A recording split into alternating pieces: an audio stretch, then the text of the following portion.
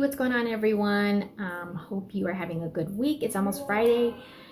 Thanks for checking out my channel if you're new. Thanks to any new subscribers. If you're not subscribed, make sure you hit the subscribe button and turn on notifications so you know when I post a new video. Again, thanks for all the support on my channel.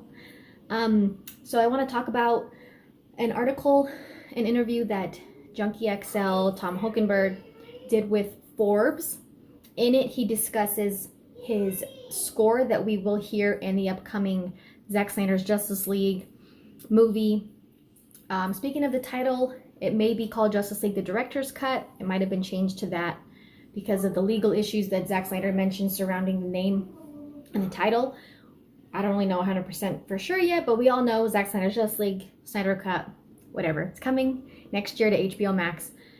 And last weekend at DC Fandom, the second part, when everything was more on demand, and you can click and you can pick and choose which parts you wanted to watch. Of course, the first one I picked was Junkie XL talking about his score that will be in the movie, since we didn't actually get his score like we were supposed to in the theatrical version. If you haven't watched my video on that, go ahead and watch that. He shares a quick little snippet of what to expect.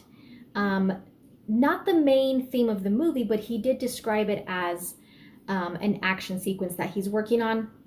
And he said that he is still working on some stuff. Of course, we know that now we're not just getting the theatrical version of Zack Snyder's movie, we're getting 4 hours. So obviously there's probably more footage that needs to be scored. So let's, I want to read some of the points that he mentioned in the Forbes interview, talking about his score for Zack Snyder's Justice League movie.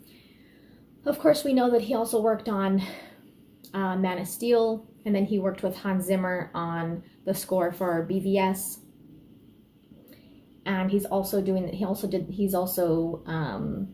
doing the score for Army of the Dead, Zack Snyder's upcoming Netflix movie. So he mentions that real quick too, but I just want to point out the things about Snyder Cut. To be honest, the reason why it's called the Snyder Cut is that there was a Snyder Cut. I knew quite a long time ago that this was in the works and that it existed. This was not decided overnight. I had already done a lot of work for this project. It's so exciting to see this version of the movie finally coming alive. Zack put a lot of time into the original version. I put a lot of time into the original version. So it is great to have closure and that this is finally coming out. So he had mentioned before that on Twitter some time ago, someone asked him about the score. He said he had finished it, but of course that was probably just for what would have been released of Zack's movie in the theater.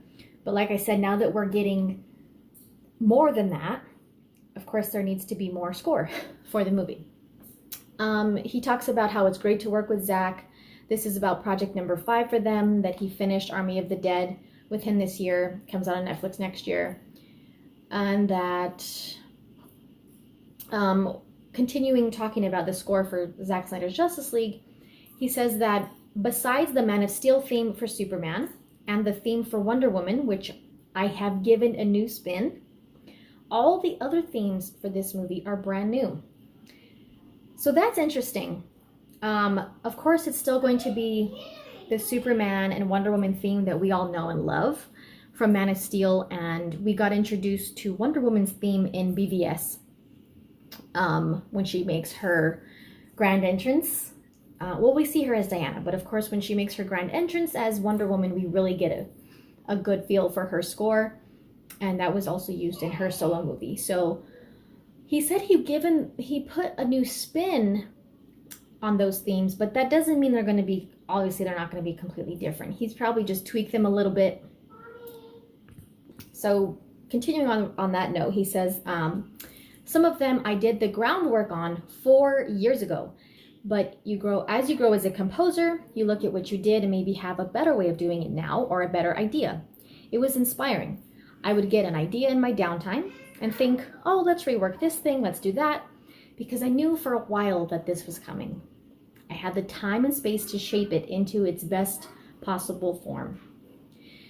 So he mentions that he knew for a while that this was happening, and that he would be able to complete or finish or tweak things that he wanted to do on his score for Zack Snyder's Justice League. Like he says, 4 years ago was when he did the groundwork for some of the themes, the music themes in the movie.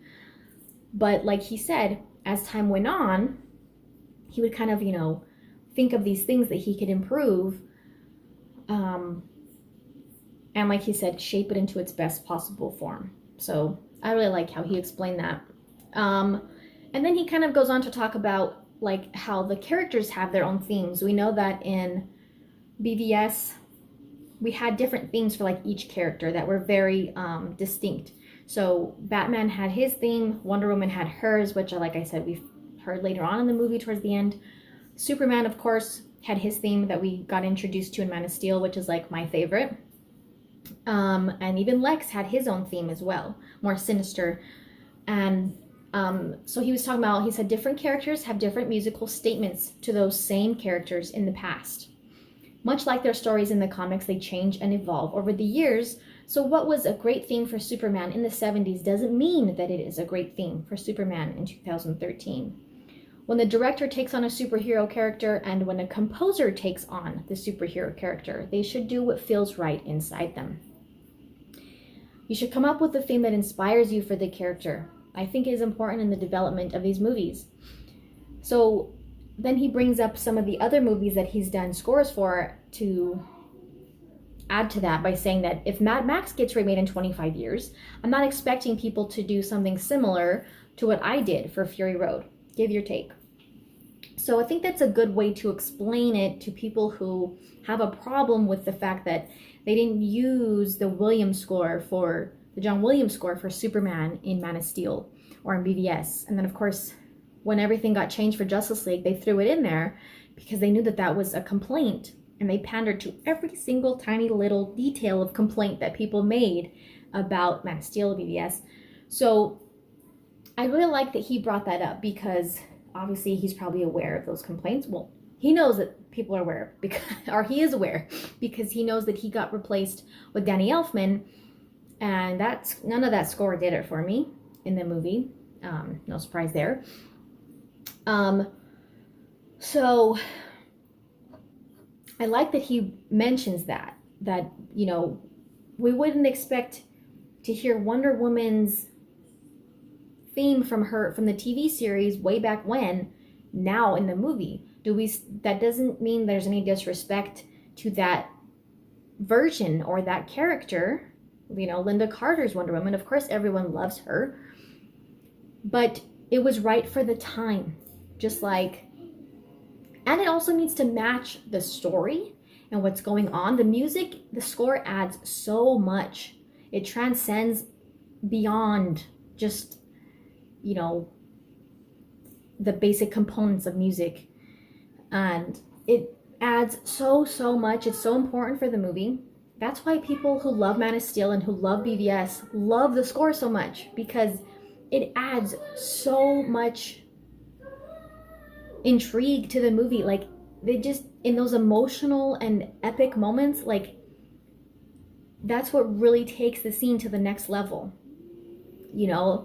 and so that's why those scores for the Man of Steel and BVS fans, and Wonder Woman as well, because he did introduce us to her score and then used it. It got used in her movie, which I loved the movie. I love the score for Wonder Woman as well, and we'll hear Hans Zimmer's score in her next movie. So that's why people who love those movies love the score so much, because it's so emotional, so deep. It just hits you so hard. You get the chills. It's that kind of experience. And so it's pretty cool to hear him talking about it. And it's some of the details he pointed out, like I said, about having these new themes come into play. The clip that he played at the DC Fandom thing, which, like I said in my video for it, I play the clip of the snippet. You can listen to it there.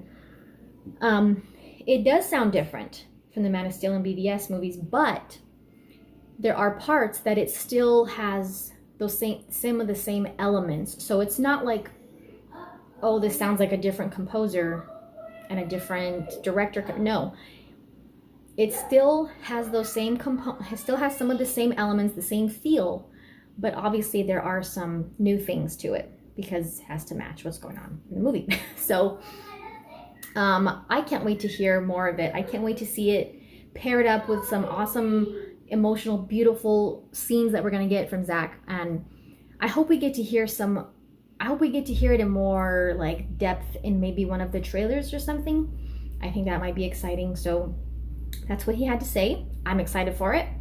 Yeah, go ahead and watch that clip if you haven't heard the snippet of what he shared from the score. And thanks for watching, guys. Like, share, subscribe, and see you next time.